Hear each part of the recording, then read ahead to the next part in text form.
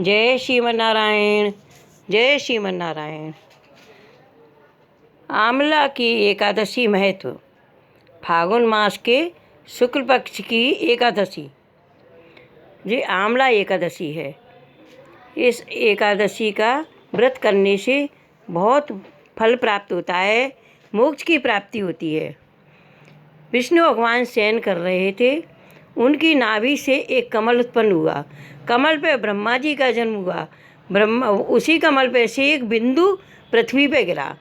उस बिंदु से एक आंवले का वृक्ष लगा। उस वृक्ष को देखने ब्रह्मा विष्णु महेश तीनों आए और बोले अति सुंदर वृक्ष है।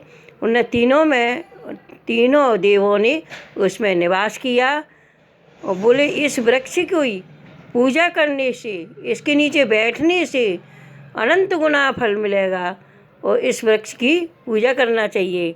आंवले का वृक्ष था वह। मानदाता जी बोले हे वशिष्ठ जी, यदि आप मुझ पर प्रसन्न हो तो ऐसा व्रत बताइए जिससे मेरा कल्याण हो। महर्षि वशिष्ठ जी बोले हे राजन, सबसे उत्तम अनंत फल देने वाला, मोक्ष को देने वाला आमला की एकादशी का वर्णन करता हूँ। यह फागुन माह शुक्ल पक्ष में होता है। इस व्रत के फल से समस्त पाप नष्ट हो जाते हैं। व्रत का पुण्य 1000 गोदान के फल के बराबर है। मैं आपसे एक पौराणिक कथा कहता हूँ, उसे सुनो। एक वैदिक नामक नगर था। उस नगर में ब्राह्मण, वैश्य, क्षत्रिय, शूद्र चारों वर्ण के लोग आनंद पूर्वक रहते थे। नगर में सदैव वेद ध्वनि गूंजा करती थी। उस जगह पापी, दुराचारी, नास्तिक आदि कोई नहीं रहता था। उस नगर में चैत्ररथ नामक चंद्रवंशी राजा राज्य करता था। वह महान विद्वान, धार्मिक था। उस राज्य में कोई भी दरिद्री नहीं था। उस राज्य के सब निवासी विष्णु भक्त थे। वहाँ के निवासी वृद्ध से लेकर बालक तक प्रत्येक एकादशी का व्रत करते थे। एक समय फागुन मास के शुक्ल पक्ष की आमल नामक एकादशी आई। उस दिन राजा ने प्रजा तक, वृद्ध से लेकर बालक तक, सबने हर्षपूर्वक उस एकादशी का व्रत किया। राजा अपनी प्रजा के साथ मंदिर में जाकर कुंभ स्थापित करके धूप दीप नैवेद्य आदि से आमले की पूजा की। आमले के वृक्ष का नाम धात्री भी है।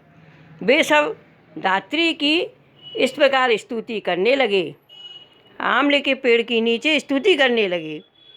हे धात्री, तुम ब्रह्मा स्वरूप हो, तुम ब्रह्म स्वरूप हो, तुम ब्रह्मा जी द्वारा उत्पन्न हो और समस्त पापों को नष्ट करने वाली हो।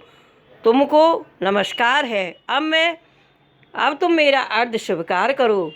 तुम श्री रामचंद्र जी के द्वारा सम्मानित हो। मैं आपकी प्रार्थना करता हूँ, मेरे समस्त पापों को हरण कीजिए। उस देवालय में रात्रि को सबने जागरण किया। उस जगह एक बहेलिया आया।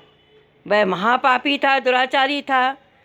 अपने कुटुंब का पालन पोषण कर हिंसा करता था। वह भूख से व्याकुल हो भोजन की तलाश में मंदिर में जाकर छिप गया। उस जगह वह विष्णु भगवान की एक जगह छिप गया। उस जगह पे कि रात्रि को जागरण हो रहा था। उसने एक कुंडे में बैठकर एकादशी का महत्व सुना। इस प्रकार वह बहेलिया ने समस्त रात्रि को अन्य लोगों के साथ जागरण किया। प्रातःकाल होते ही सभी लोग अपने अपने घर को चले गए। इसी प्रकार वह बहेलिया भी अपने घर को चला गया और भोजन किया। कुछ समय बीतने के पश्चात उस बहेलिया की मृत्यु हो गई। उस दिन आमला एकादशी थी। व्रत तथा जागरण के प्रभाव से उसने एक राजा के यहाँ जन्म लिया। उसका नाम वसुरथ रखा गया। बड़ा होने पर वह चतुरंगिनी सेना सहित तथा धन्य धान्य से युक्त होकर 10 सहस्त्र ग्रामों का पालन पोषण करने लगा। वह तेज में सूर्य के समान, कांति में चंद्रमा के समान, वीरता में विष्णु भगवान के समान और क्षमा में पृथ्वी के समान था। वह अत्यंत धार्मिक, सत्यवादी, कर्मवीर और विष्णु भक्त था। वह प्रजा का पालन भाव से करता था। दान देना उसका नित्य प्रति का कर्तव्य था। एक दिन वह राजा शिकार खेलने के लिए देवयोग से वन में गया। वहाँ पर जाकर वह रास्ता भटक गया। एक वृक्ष के नीचे सो गया। उसी समय पहाड़ी से डाकू आए और राजा को अकेला देखकर उन्होंने राजा को पे हमला कर दिया। मारो मारो और टूट पड़े। राजा पर बाणों की बरसात की, लेकिन राजा पर कोई असर नहीं पड़ा। राजा को ऐसा लगा कि मेरे पर फूलों की बरसात हो रही है।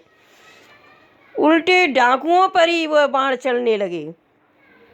राजा को मारने के लिए उस पर कोई प्रहार नहीं हुआ और वह डाकू परास्त होकर बेहोश हो गए। राजा के शरीर से एक सुंदर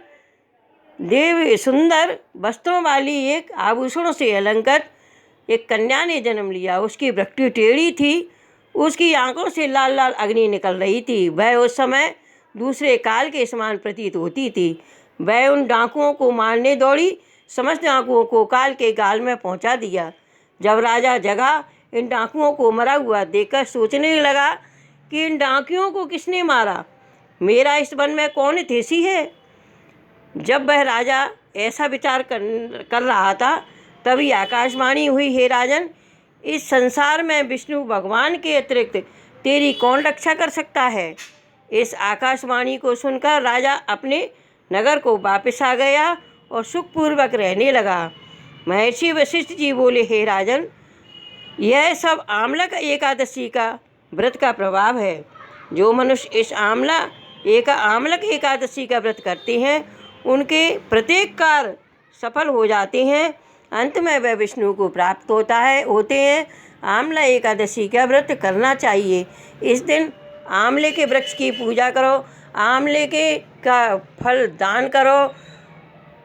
बताते हैं, एक आमला का फल दान करने से एक शून्य के आमला के बराबर पुण्य होता है।